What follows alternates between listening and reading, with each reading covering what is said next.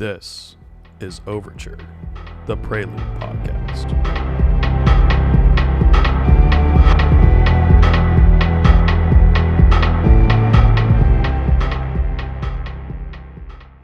Welcome to the Prelude Podcast. My name is Christopher Willis. This is Alex. Hello. We have Spencer here, and we also have Lewis. Hello. What? Why is that funny? That's the least funny thing I'm going to do all day. Well, yeah, we got a long podcast ahead of us, so. Yeah. So we're in Seattle, and we have a team meeting that we've been doing for the last few days, and it's been great. So we decided that we thought we'd do a podcast while we're all together and have our first video podcast.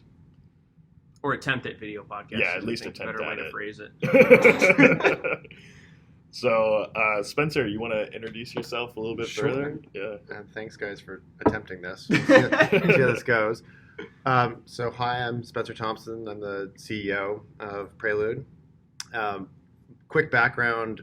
I came to this industry and, frankly, this company almost by accident. The first company, which I think we're going to talk about today, was called So Can You, where I worked with Lewis. And that company was focused on career discovery and career development, helping people find their ideal career through assessment, an encyclopedia, and a taxonomy. And the first version of Prelude, which we can also talk about more, is actually a school. And we're sitting in a classroom, which you can't see. But back in 2019, the first version of what we did actually trained students to become Tier 1 SOC analysts. So my entire background pre-security was actually focused on education, job placement, and training. I'm Lewis. As Spencer said, I used to work with him. I guess, let me think about how I'm going to phrase this. I started my career making websites as a child, and then from there to here, I ended up making Prelude now. So I'm an engineer at Prelude, and I'm sticking with that. Thank you. That was quite something. Okay, well, It's for reference if you've ever seen the UI and operator that is out of his brain. So Not that funny, guys. I found it hilarious.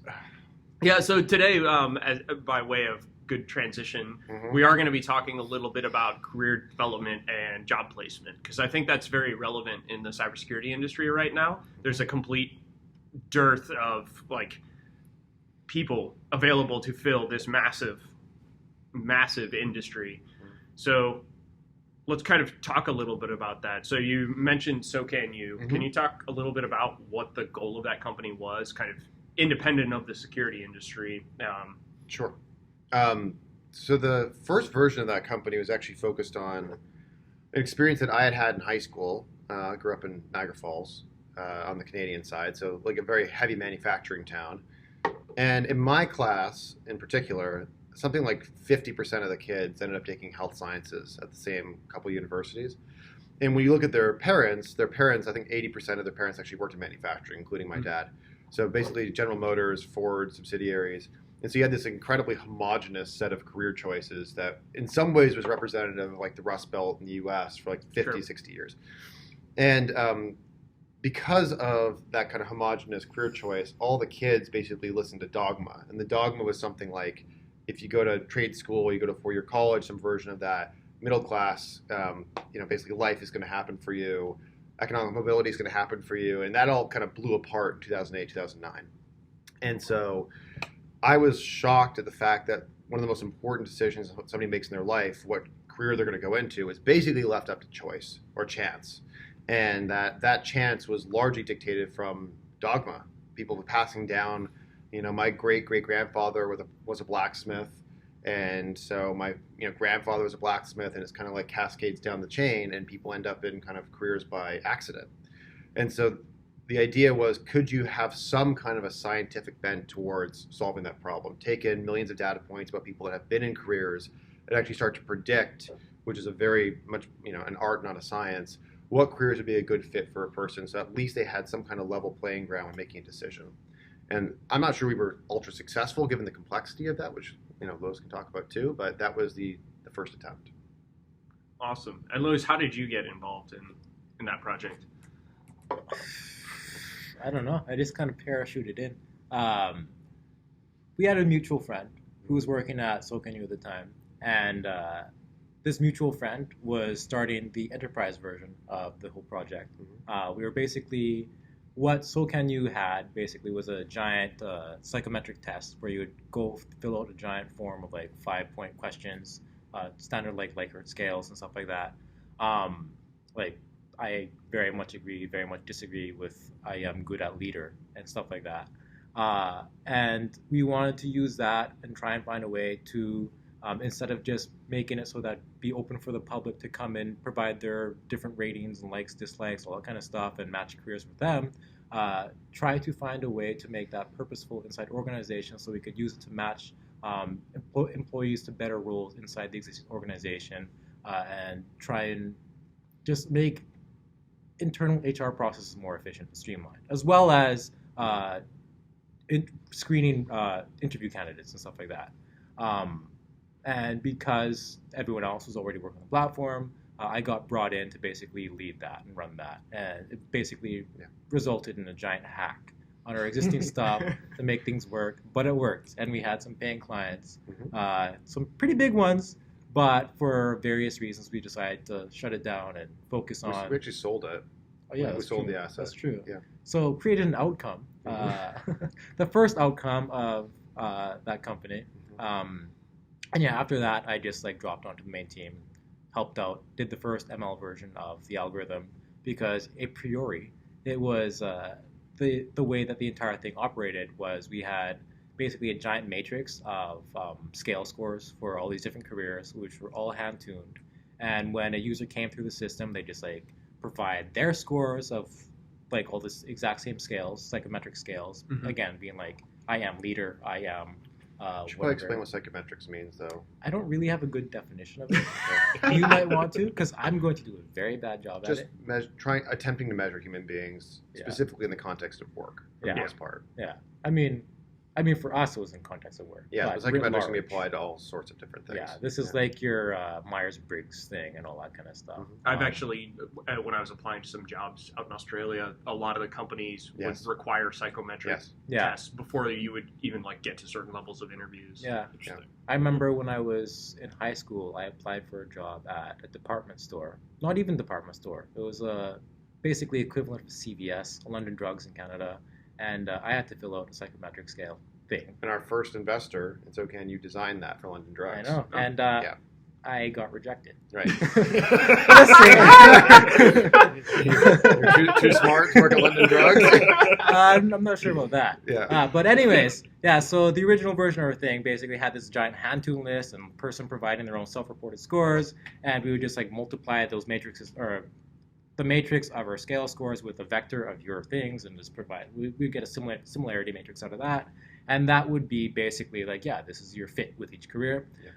We wanted to extend that. And so like I had fun basically doing a giant elaborate matrix factorization project in order to basically do the same thing, but make it less reliant on these hand-tuned parameters, although there was a lot of hand-tuning stuff that went into making the entire matrix factorization pipeline work the way it did, because I had a lot of extra fun knobs that I played with a lot on that. So, So what really interests me would be what kind of macro level trends did you identify in terms of people applying for careers, or people thinking they were going to be good at one type of career, but it turns out like this subset of the population was actually more apt to do this particular job? Yeah, so that's a complicated question. I think the first thing to probably recognize is that there's probably 4 distinct labor markets in the States, which nobody really likes to talk about. So you have a labor market for, call it the 0.1%, like super elite careers, technology, investment banking, things like that. They're not going to use a career assessment, right? Like, it's in some ways it's ironic that the more elite you get, the fewer choices you have career-wise. You'd actually assume it's the opposite, where like, there's probably close to 1,100 unique careers in the United States, but really in a lifetime, you're only going to get exposed to, 40, 50 of them at most. And, the more elite you get, the fewer you actually know about and like have a choice from. So there's kind of that super elite market. Let's call it the 9.9%, which is, globalist type, information age technology that we're privileged to be in, running a cybersecurity company, that would kind of count as almost like new era labor. Then you have the middle class and middle skills. Middle skills in the labor world, by the way, is defined as not requiring a bachelor's degree, but requiring more than a high school diploma. Okay. So things like a 1-year associate's degree, 2-year certificate, etc. Middle skills is the, call it 35% of the U.S. labor market. And then you have kind of lower skills, more, minimum wage jobs. Minimum wage is very complicated. So you have almost like 4 distinct labor markets. And the macro trends are actually different in each one of those things. Everybody likes to blab about automation as like a macro trend. What they really mean is automation for the 4th of those 4 labor markets. Mm-hmm. In middle skills, actually automation in some ways has an inverted coefficient. Many of those careers, take a welder, for example, they're becoming more technical over time. So a welder in 1970 is not the same as a welder today. One of the fun facts about the U.S. labor market is there's only been one career that's been declassified as a career in the last 50 years in America, which is an elevator shaft repair person or something. I forget the exact definition. Everything else has had the same nomenclature for 50 years. But the underlying atomic units, the skills underneath those things, have actually changed dramatically. So if you looked at like what a welder did in 1975 versus today, yeah, they're still called welder, but they're very different careers. They're much more technical. And so that macro trend of essentially technology becoming the undergirding of every single middle skills career has actually happened dramatically. So yes, there's a shortage in cyber. We're going to talk about that. There's a massive shortage in nursing. There's a shortage in IT. There's a shortage in manufacturing. And we're talking in December of 2021. That shortage is incredibly acute this year. Like it was a shortage, pre-pandemic. Now it's way more accelerated. You're talking about 7 to 8 million jobs that can't be filled today. And the churn rate, the number of times people are changing careers, is accelerated since 2019. And so I think each of those distinct things has different trends. We tended to focus mostly on middle skills for various reasons. It's much more accessible. Average pay is, call it, $55,000. And so it's, the economic mobility is both achievable but also meaningful for many people. And the trends there actually were accelerated towards needing increased training in order to help people kind of upskill into that. So I don't know if that's helpful, but those are all how we thought about the problem. Wow. I'd never heard that before, but it all kind of makes sense. And you brought up an interesting point. So you're saying the welder comparison of 1970 to now. Mm-hmm. Is that, I would call that just like professionalization over time, I'd imagine, as you're getting increased liability in terms of regulation and governance of those careers and the expectations of, hey, you're the new welder on site and you have to know all these regulations, compliance criteria. Are you seeing, is that trend happening basically across middle skills and across lower skills, or is this just a trend you only see in the middle skills and the higher level labor markets? I think what happens is when careers get introduced for the first time, like take data scientist. Yeah. Okay, data scientist has been a career nomenclature-wise for 10 years? I don't know if we ever used the term data scientist before 2010. Maybe we did, but I don't think so. It was like a statistician or did math. Yeah. And analyst. Yeah, it's like, so basically what happens is you introduce new careers. Nobody actually knows what they do. It takes a whole bunch of time to actually define from a job description and requirement perspective what actually matters for those things. It becomes codified. It kind of asymptotes out into like, oh, that's a data scientist. And then over time becomes, you build training pathways, you build salary bands, all these different things. So what we're talking about in middle skills is a bunch of careers that were frankly invented 70, 80 years ago that have become more codified in understanding how they actually need to be trained, which means you can apply things like regulation, a bunch of other stuff to it. I do think, though, underneath that, automation, which is probably disrupting the lower kind of quartile of jobs, is disrupting the ability to get into middle skills jobs. So they're not going away, but the undergirding of what it takes to become one of those things is becoming more challenging. And so even though they're not paying $100,000 a year, in some ways they require some of the underlying skills, like skills in AutoCAD are required to be a welder now. That's in some ways quite technical and quite computer heavy. Yeah. And so it's not really like welder. It should be welder plus technology. It's like welder tech or whatever, right? It's like that can be applied to almost everything today. In healthcare, like probably one of the fastest, there's like 2 fast growing trends there. One is medical coders and billers. So literally sitting on a computer. And the second is pharmacy technicians, once again, tech. And that technician is, they're paid $30,000, $35,000 a year. they're getting more complicated, and you have this kind of massive supply-demand gap. So I think it's basically as careers get older, they become more known.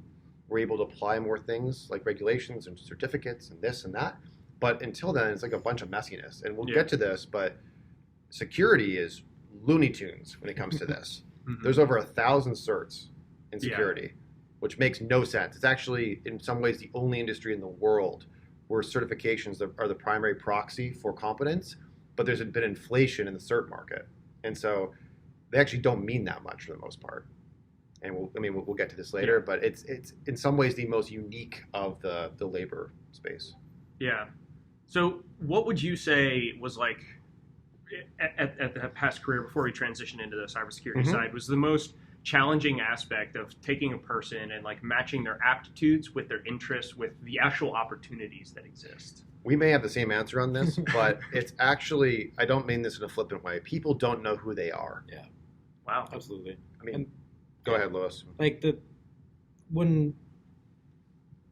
problem with the whole self-report thing, and especially when it's tuned again, or in the original version of the SOCAN-U assessment, the self-reported Likert scales, when those were matched against our like internally proxied, like this is what we think this career needs with regard to your, I don't even remember what those scales are, but like they're fairly it should be fairly subject to your imagination. Like that depends on you being honest about your actual scores that you're reporting, which in most circumstances for most people is very, very far off. Yeah. Especially when you're asking someone a question like, I agree that, or do you agree or disagree that you are a good leader or you're like good at leadership in general? Yeah. Most people don't even know what that really means, what leadership entails or anything like that. Totally, we don't even agree what leadership the word means. Yeah, so the four of us probably have a different definition for that. Absolutely. And like, so there's a kind of a two-pronged problem there. It's like the agreement around words and nomenclature, but also your ability to actually see yourself without biases. Yeah. And like that's a huge problem, right? And that's one of the things we try to solve with like when we're doing like more ML-based kind of stuff, because you can just like hunt out problems. But even then, like the very early versions of our matching algorithm were based on careers that like you said you liked, which is also a very crude primitive proxy that is like also subject to like a whole bunch of like error. So in that vein, how would you, because I also see it now as I've taken like a Myers-Briggs before. Yeah. On a given day, I'm going to answer questions one way, and then a week later, my answers, I'm going to potentially have very different answers, honestly. Yeah. And it's going to be, a lot of it is kind of the reason double-blind testing exists. Yeah. I'm going to be biased to answer questions a certain way, depending how I'm feeling in the moment. So how do you even get around that problem? Well, a lot of these, like Myers-Briggs tests and stuff like that, like even if you do answer the questions differently from day to day, they're built such that the questions themselves will like reinforce and triangulate from multiple directions, so that there is a fair degree of validity from test to test. Exactly. So it's not as unstable as you would think, but it doesn't remove the biases. Like you're still going to be answering those questions with a certain level of internal coherence, and that internal coherence is still primed by like the illusions you harbor about yourself, the illusions you harbor about the world, and with regard to like, again, like going back to the do I like or dislike careers, that's kind of irrelevant to how good it would actually be in terms of fit for you, right? Yeah. Like a lot of people would be much better off not pursuing careers that they had any sort of passion or interest in or whatsoever, but simply choosing careers that they're most prone to being masterful at. And you're going to be a lot happier in your life if you just choose a career that you can get really fucking good at. Oh yeah, I should. Yeah, let us swear on this podcast. You're okay. Like, one of the happiest men that I ever met was me and my girlfriend and fiance. We were selling our house last year or earlier this year, and as part of that, we had to get like the septic pump or a septic tank like cleaned and fixed and all that kind of stuff. The guy who came to do that, he drives around a truck full of literal shit all day long. Like, this is not the type of job that anyone grows up wanting to do at all. But this guy was just telling me story after story after story about how he would go out to all little islands and like go on these ferry trips, and he like clean out the septic tanks for like the hospitals and like the schools, and like the little old lady who has no one else to even talk to. So when he comes to do her stop, like he's the high point of her day. And he was just really good at his job, and he really saw the value in what he was doing. And because of that, he had so much internal satisfaction that I guarantee if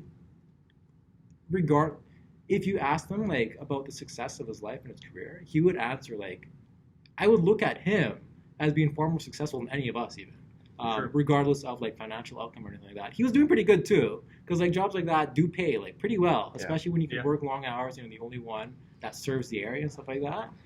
But yeah, just finding things that you can be masterful at.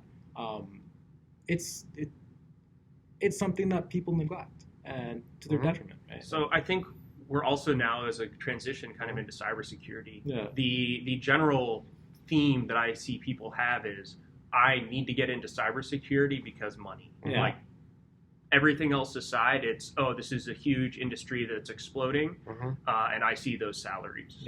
I don't know what your perspective is, Kris, but yeah, I mean, it's not even just cybersecurity; it's just like computer science in general. Yeah, like talking about stories. Like I just at a coffee shop here in Seattle, and last week I was sitting next to a Microsoft engineer and an Amazon engineer, and they literally were talking about how they didn't like computer science. They only went into computer science because of the money, and that. And I'm just sitting there. I'm just drinking my coffee, and they're talking about security bugs and how they just don't care. Yeah, right. Like they have a long list of bugs on their software, and these are PMs. Like these are senior PMs at these big companies, and they have a long list of security bugs, and they literally do not care about them. They get their monthly check. They get their big huge monthly check. They're and happy. They're good. Yeah. So taking your experiences in like the broader industries. What are the trends that you see in cybersecurity that are unique? But what are the ones you also see that match the other industries that you were working in? I think the similarities are the supply-demand gaps. And there's a lot of like media around, hey, we need more of blah, right? Like Microsoft and ISC Square, like all these kind of associations and companies are saying we need more security workers. Yeah. Security is very different than other industries, though, in that like national defense and national security is inextricably tied to this employment. Like it's actually a national security problem. Yeah. If we don't, I mean, you guys can speak to this more than I can, but like if you do not have enough people, it doesn't actually matter how many tools you develop. Tools are just augmentations on top of human beings. We're not going to automate out all these problems, which we can talk about too. So security is more of a critical infrastructure, almost like wartime type piece. And so it necessitates a very different kind of employment pathway. Given that, I find it absolutely bizarre how security is designed employment pathway-wise. It is like a cluster of just nothingness for the most part. Like if you go and you say you want to become an economist, for example, and you want to become an elite economist to change how international finance works, what would you go and do? None of us are economists. We could probably give some kind of a bunch of proxies that make the most sense. You go and get a degree in economics from Harvard or Oxford or whatever. You go work at World Bank or IMF or and then you would go and figure out how to be in that industry. If I say, you want to basically go into security, I'm going to leave it vague on purpose for a second, and you interview 100 people, they don't know how to get into security. Yeah. They're like, can I get a degree in that? The answer is sometimes. Sometimes you can't. How technical is that degree? Depends on the school. Do I actually need the degree? I don't know. Like they have all these weird things that go into it. I think the other thing that security struggles with, which is very different, is other industries are much more specific about their nomenclature. A wind turbine technician is not that complicated to understand. The job might be tough. I would be bad at it, but none of us have been wind turbine technicians, but we all know what the heck that is. There's things that spin over there and they need to be, worked on. If I say SOC analyst, number one, people will get upset in the industry and say, well, what do you mean by SOC analyst? Do you mean tier 1 SOC analyst? Do you mean IR analyst? Mm-hmm. We don't call our thing a SOC. We call it a blah, blah, like nobody can even agree on the nomenclature. How is a person who's supposed to enter this industry supposed to know what these jobs even mean? Like we are so primitive at even explaining what the jobs are. And the problem is everything's a derivative of that. If you can't explain what a thing is, you can't create job descriptions. If you can't create job descriptions, you can't create requirements. If you can't create requirements, you can't create educational pathways. Mm-hmm. And so what you get are a bunch of people that in some ways proxy into the industry by accident. So they're former military, they're former criminal justice, they're former police enforcement, they're former whatever, and they happen to enter into security, which is deeply needed. And then even within security, you have this complete like cleavage between technical and non-technical, compliance and technical. And so given all of that, and I've covered 1%, it is a very unique industry. Mm-hmm. And then you layer on top of that what I mentioned before, which is the way of proxying competence is defined by these nonprofit and for-profit certification vendors. And when you talk to employers, they go, oh, I don't actually think those things matter that much. And so, but you have, thousands or tens of thousands of these certs being done per year and people chasing after the certs that actually don't hold value in the ecosystem. And so the question is, what do you do? And so I look at it and I go, you have the spend in security is increasing at 20, 30% a year over a number that's in the hundreds of billions. It's not a surprise that job growth lags behind essentially growth in industry. So, whether we have a shortage of 500,000 jobs in America or 800,000 jobs in security, it's going to get worse, not better. Assume that compounds at 20% a year. And you have no discrete pathways of how to enter into that career. And so this problem, in my opinion, is going to get worse, not better. And I actually don't see federal leadership and I don't see company leadership on trying to solve this problem. I actually think it's getting more complex because you have this complexity curve that in some ways is exponentializing. And so even within our company and how we define roles, I think it changes kind of quarter to quarter because, we need to focus on this thing more this quarter. And here's a whole bunch of jargon that only we understand. I barely understand that we're supposed to then train people to go into. Yeah. And so I think it's really challenging. So it's kind of interesting because I'll speak to Air Force specifically because that's what I'm familiar with. So the Air Force actually went through a lot of these growing pains and still is to a large extent. And the larger DoD did to a larger extent. And the problem was exactly that. We don't know what we need people to do. Right. And eventually they transitioned on to coming up with taskable units, cyber protection teams, combat mission teams, combat support teams, and then having roles defined within those capacities. So what I actually have found, at least in my experience, is the vast majority of people that are coming into an actual training pipeline and coming out with skills are military personnel. Yeah, and it's people who've gone into the military, gone to the IT fundamentals. They're taken from IT fundamentals all the way through understanding how to do threat hunting. And then they come out and they have a broad spectrum of knowledge of basically everything in cybersecurity. And they're kind of more of it's almost like a generalized specialist, for lack of a better word. Somebody who has a very general understanding of cybersecurity at large, but has a specific skill set within that scope. Yeah.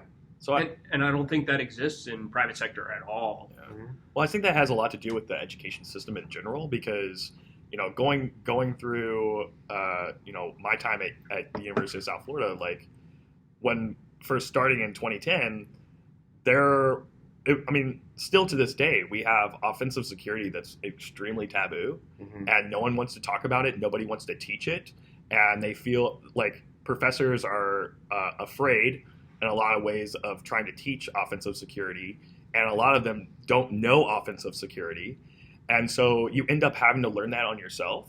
And that's if you're lucky enough, like I was lucky enough to have a group of people that were there and that they had alumni members who would mentor us to teach us offensive security techniques.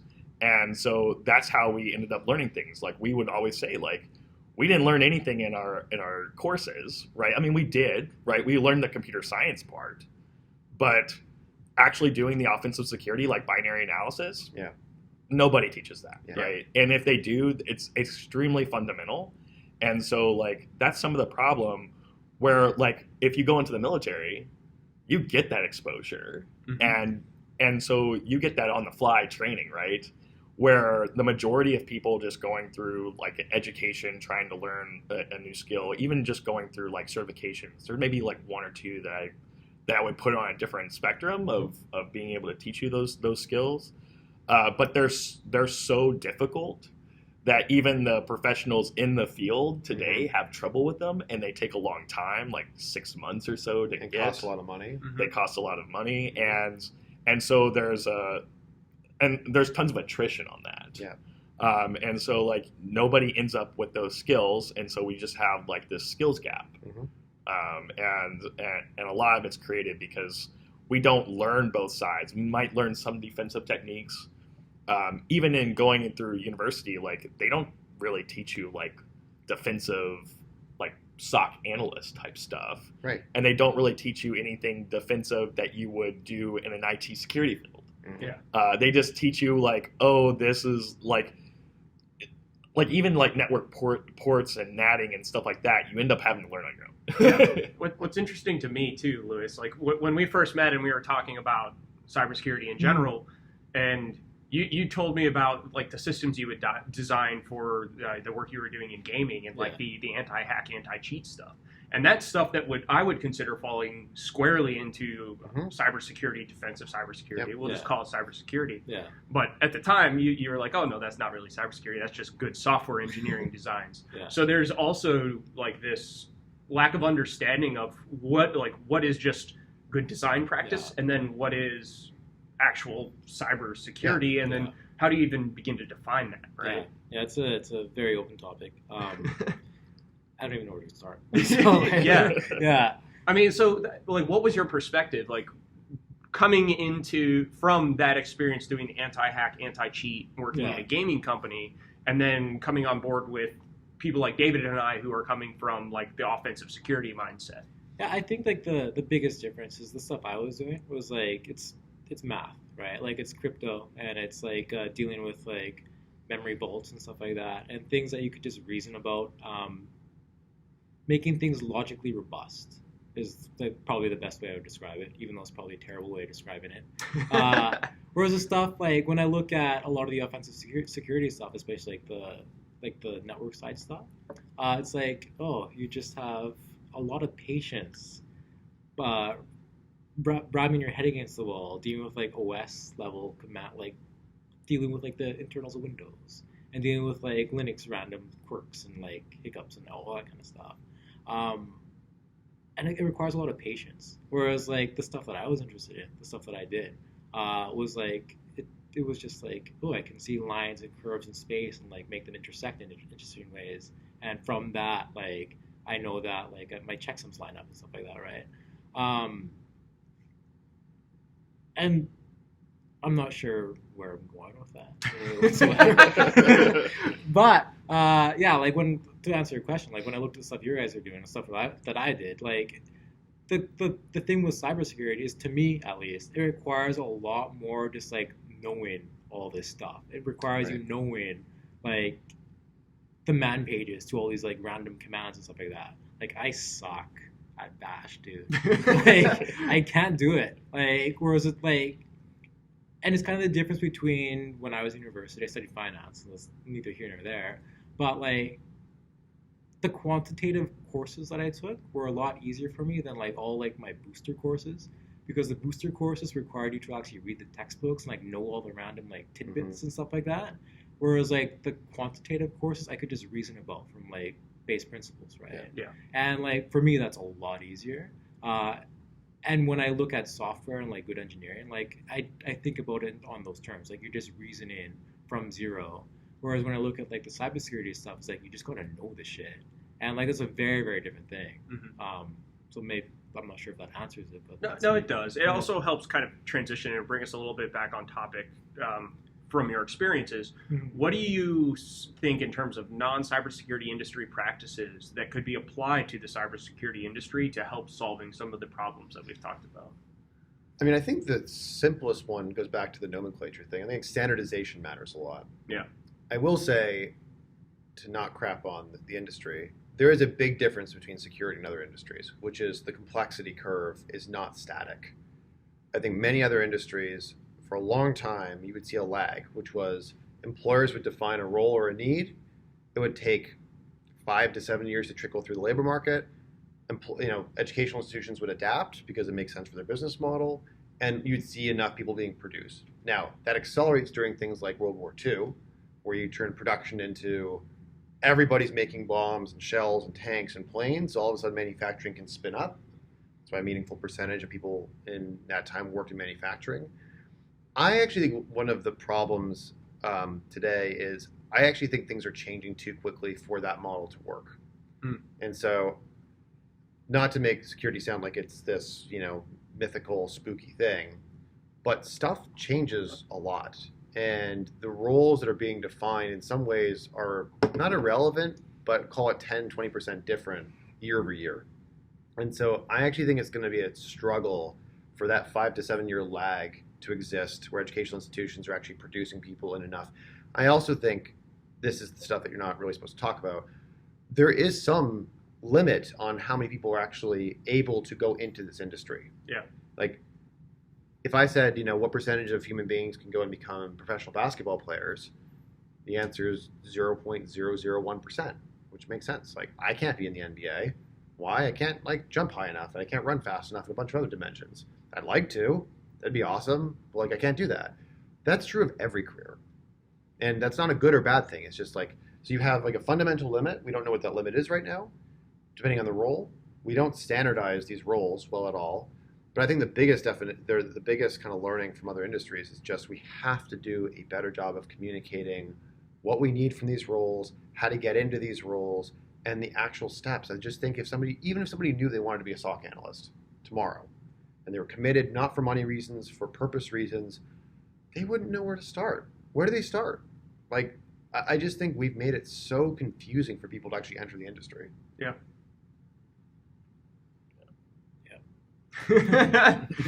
Well said. Lewis, anything you want to add on to that? I got nothing, man. You got nothing? That's it. All right. Well, I think that pretty much sums it up well. Great. I don't think we really need to hammer the point home anymore, but we didn't talk about solutions, which maybe is a different podcast. Yeah. We can talk a little bit about solutions. I think it's, as we say, internal to the company. We don't want to present problems without solutions. So, what would, in your mind, what are some of the macro level solutions? Because we could talk about fixing certifications, but I don't think that gets at the core of the problems that we've been talking about. No, there's probably 3 different actors that can be that can create solutions. So the first are educational institutions. So and that can mean, by the way, nonprofit, for-profit, cert vendor, us. It can be anybody in the space. If some group were known as, hey, we onboard you into this industry consistently, we make it simple, we take care of the complexity, I think that would start to make it a lot easier to onboard. That may not be one, it might be a consortium of people, but there's kind of a bottom-up approach here. It tends to be in most industries that bottom-up solutions work the best because, complex systems are complex for a reason, but let's just park that. So that's the first is we want to bend the educational curve towards solving this problem. The second are things like Microsoft, the large companies that are effectively nation states unto themselves that are saying, we're going to try and solve the problem in this way. They're making a huge concerted push to do this right now, right? Digital skills, they own LinkedIn. And so they basically say, we're committed. I think they came out with a report 2 days ago. We're committed to solving the skills gap. Here's how. I have problems with some of those things. I think it's very difficult for a lot of people to self-teach this, given the complexity of it. But Google and Microsoft in particular are pushing towards, and AWS has an education division that's enormous now. You're seeing a top-down, almost like an educational thing, but coming from corporates. And they're solving it for 2 reasons. One is that selfishly they need more workers, but 2 is it's actually good for society and good because they're going to use their products and everything else. The third, which has not happened for a long time, is actually a government mandate, which is at some point it's going to become important enough for the government to solve this problem, like a national security problem, like I was mentioning before, that they're going to have to force it and say, we are going to put $100 billion to work. We're going to design the programs and the specs, and we're going to force companies and we're going to force educational institutions to have this as the standard. In some ways, a NIST or a MITRE or something could do something like that. We just don't see that very often for, I think, obvious reasons. But this may become important enough, and that gap may be large enough that we may see federal intervention saying enough is enough. Yeah, I could very well see that happening just based off of the conversations that we have where, like, you think of national defense in the physical, in meat space, as I call it, national defense in meat space. We have a very robust airspace, cyberspace, or airspace, sea, right? We have defense forces and people have that reasonable level of certainty. Mm-hmm. But when you plug your computer into the internet, it's basically the Wild West. Totally. And a lot of people don't realize that. Yeah. And for the most part, companies are on their own. You don't have that base level of security. Totally. So it really is, for lack of a better word, open war. And when you look at it that way, it does kind of make sense to have the government say, like, you shall do these things. I think you probably have to. Yeah. Yeah. Yeah, people don't realize they're on the same battlefield as everyone else. Yep. And Totally. It's part of the thesis of this company. And I think it's as much an education problem from a top-down perspective as it is a training problem. Like, people don't connect those two things. It's one of the unique, I think it is the most unique thing about this industry, is that a small company in some random office building, whether they know it or not, is connected to a warfare operation, and they're part of the national defense infrastructure. Mm-hmm. When people grok that, I think the way that we approach training is not like a nice to have. Like, when you have a shortage of 1 million workers that are literally inhibiting us from being able to protect our country, I say our, I love Canadian, he's Canadian, but I think people are going to have to wake up and say, enough with the report saying it'd be great to close this gap, and we're going to have to say, no, we need these workers at these standards, and we're going to basically get the machinery working towards this. I don't think we're there yet, but I would say we're probably a couple more pipeline attacks away from that happening. Yeah, I was just thinking of the pipeline attack as you were describing this, because that really was, in my mind, the type of situation that could have created this mandate, and I feel like we're going to see more of those attacks. Of course. Just based off our understanding, and it goes back to, like, something we had somebody say to us, where some of the things that we design are too complicated. Yeah. And we need to be simplifying because it's not at the point where these, like, larger organizations can even do these detections and Right. handle this type of threat. So if you look at that as, like, your Fortune 2000 level companies are having that issue, and then our business thesis is we're trying to service the other 80% of the industry. We're kind of in a world of hurt here. Yeah. Totally. Yeah. I've also add, it's not just like the 1 million worker shortage of, like, the cybersecurity professionals that need to be trained. It's like everyone needs to be trained. Yeah, because, like, yes, it's a security is a people problem. The only reason security holes exist is because, like, people need to be able to use software. Otherwise, you could just lock up everything. That's not a big deal. Totally. And until that surface area is solved, which you only solve by making sure people know how to deal with, like, their own hygiene, it's going to be forever problem. It needs to become a social norm. Exactly. You walk out of your house, you lock your door. Yeah. How do you create that mentality for people in cybersecurity? Yeah. Like, you log onto your computer and you don't click the ad that says click here for hot singles in your area, right? Like, in all seriousness, people click that Of stuff. course, so they wouldn't put them up there. Yeah. No, but absolutely. And to Lewis's point, I think it's a pretty important distinction that the TAM, to use a business term, is not the million shortage. It's everybody in the space. Mm-hmm. And I think that framing, it becomes a national problem pretty quickly. Yeah. And so, like, I have very little faith that we have enough time to solve it through kind of organic training methods. I think CISA is only going to have so many reports that they put on the president's desk, irrespective of who the president is, saying, we have an infrastructure problem. You created this stupid agency to solve the infrastructure problem.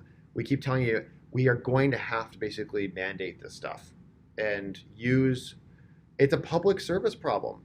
It's a national security problem. Like, there's a reason why we have an apparatus that serves the public and not just privates.